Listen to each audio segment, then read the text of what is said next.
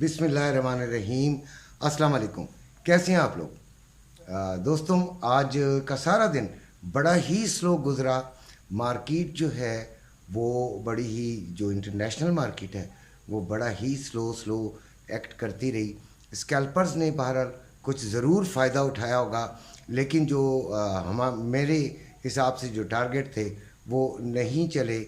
लेकिन कोई बात नहीं, कभी कभी दिन ऐसे भी आते हैं। ज़रूरी नहीं होता कि आप नुकसान करें, आप नुकसान से बचें और सिर्फ फ़ायदे के लिहाज से ही खेलना चाहिए कोई भी गेम। और ये भी एक जो हमारी रोज़गार है, ये भी एक गेम की तरह ही होती है। कभी हमें शिकस्त होती है अपने इरादों में और कभी हम कामयाब हो जाते हैं। बहरहाल ट्रेडिंग जो है वो एक अनसर्टन किस्म की चीज़ है, लेकिन बहुत सारे तज्ज़िये, बहुत सारी चीज़ें, बहुत सारे तजर्बे जो हैं वो इसको थोड़ा सा आसान बना देते हैं, इसकी प्रेडिक्शन को थोड़ा सा आसान कर देते हैं। लिहाजा ये जो बड़े बड़े अच्छे एनालिस्ट हैं उनका ज़रूर सुनना चाहिए, और मैं ख़ुद भी सुनता हूँ, मैं ख़ुद भी उनको समझने की कोशिश करता हूँ, फिर अपने अंदाज़े से भी एक हतमी फ़ैसला करता हूँ कि मुझे किस तरह मैं आज ट्रेडिंग करूं और मैं किस तरह आज जो है वो नुकसान से बचूं। जब आप नुकसान से बच जाते हैं तो इसका मतलब है कि यही आपका बहुत बड़ा फ़ायदा भी होता है। तो आज मार्केट जो है वो बहुत स्लो चली। दो जो आज फंडामेंटल न्यूज़ थी उनका कोई ख़ास इम्पेक्ट अभी तक तो नहीं पड़ा, और वो इतनी ख़ास वैसे थी भी नहीं। तो बहरहाल गोल्ड जो है वो इस वक्त 1996 पे चल रहा है, और हमने सुबह आपको ये बात बताई थी कि गोल्ड जो है वो हो सकता है कि अपना हाई 1907 पे मारे और लो जो है वो 1891 पे करे। तो 1891 पे हम इसको बाई की तरफ देखेंगे, इसके आसपास, तो और थोड़ा सा फ़ायदा उठा लेंगे। तो हो सकता है कि कुछ लोगों ने 1903 तक जब ये लो इसने किया तो उसमें कुछ हो सकता है कि कुछ 30-40 पिप्स का फ़ायदा उठा ही लिया हो। बहरहाल हम कुछ भी नहीं कर सके। नैस्डैक जो है वो चल रहा है 14,822 पर, और जब सुबह मैंने वीडियो अपनी बनाई थी तो उस वक्त 14,876 था, और हम ये देख रहे थे कि 15,250 का लेवल आ जाएगा तो हम कुछ करेंगे। तो मैं आज इसमें भी क्योंकि आज मैं भी बड़ा आइडल रहा और मैं इसमें भी कुछ नहीं किया मैंने। और उसके बाद ऑयल आता है 80.80 यानी $80.80 पर बैरल। तो सुबह जो था वो 79.43 था, और हमने ये सुबह ही बताया था कि 80.5 तक जा सकती है। तो यकीनन हमने इसमें ज़रूर 100 पिप्स का फ़ायदा उठाया होगा, क्योंकि मैंने ये बात कही थी। फिर भी जिन लोगों ने इसको फॉलो किया होगा उन्होंने ज़रूर उठाया होगा। अभी जो मार्केट है वो इसी तरह साइडवेज चलेगी। स्कैल्पर्स की मार्केट है और वो इसके किंग हैं। वही अपनी टेक्निक्स जिनका वो तजर्बा ऑलरेडी कर चुके हैं, तो उन्हीं को अप्लाई करते हुए करें। स्कैल्पर्स को सिर्फ ये चाहिए होता है कि वो अपना टीपी छोटा लगाएं और एसएल भी छोटा लगाएं, और इस तरह बहुत सोच समझकर बहुत अटेंटिव होकर वो अपनी ट्रेड को लें और उसमें फ़ायदा उठाकर निकल जाएं। बड़ा अपने जो ओवर ट्रेडिंग है वो भी ना करें और बहुत बड़ी लॉट भी ना लें। अपने जो अकाउंट्स हैं उनको बचाएं, उनको वॉश आउट होने से बचाएं।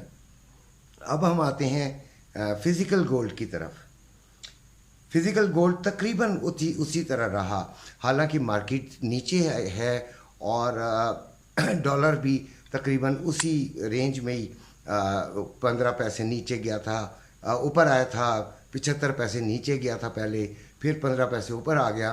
तो यही गेम चल रही है, ऊपर नीचे उतार चढ़ाव इसका सुबह से चल रहा था।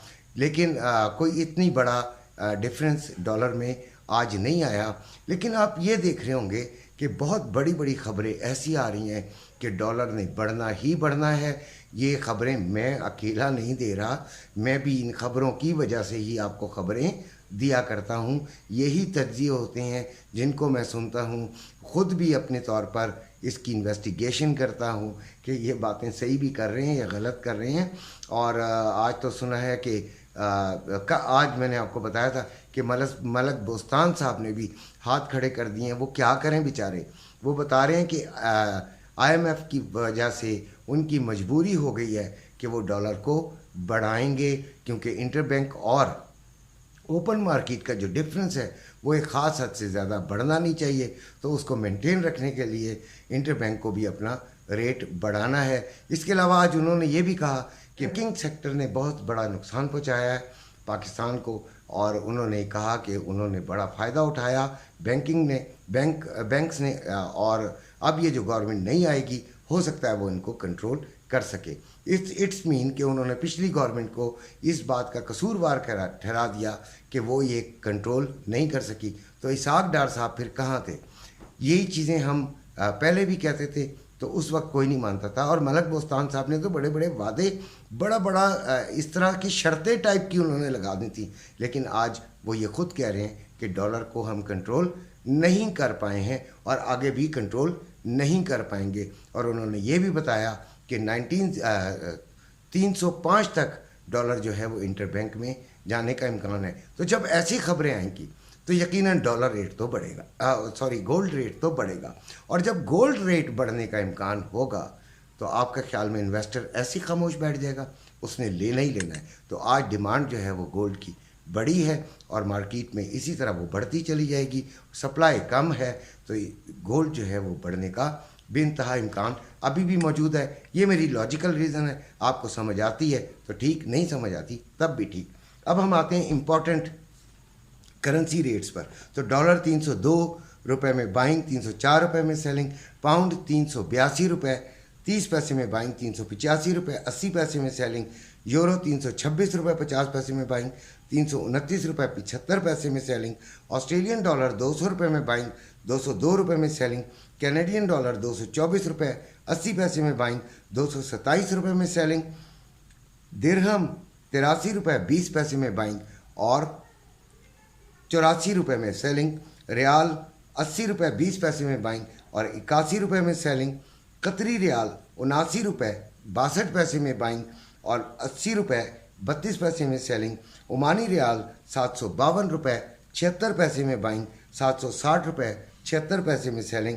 بحرین دینار 770 روپے 83 پیسے میں بائنگ اور 778 روپے 83 پیسے میں سیلنگ. چائنا ین 39 روپے 83 پیسے میں بائنگ، 40 روپے 23 پیسے میں سیلنگ. یہ تھے آج کے ریٹس اور یہ تھیں آج کی جو سارا آپ کو میں نے بتانا تھا وہ میں نے آپ کو بڑا ایکسپلین کر کے بتانے کی کوشش کی ہے. ٹریڈنگ میں ہم کچھ نہیں کر سکے اور کچھ ہمارے ٹارگٹس نہیں ہم اچیو کر سکے. بہرحال جو فزیکل گولڈ ہے اس کے بارے میں جو لاجیکل ریزن دی ہے اس پر ضرور اپنا کامنٹ کیجیے گا. اپنا اور اپنے گھر والوں کا خیال رکھیے گا. اللہ حافظ.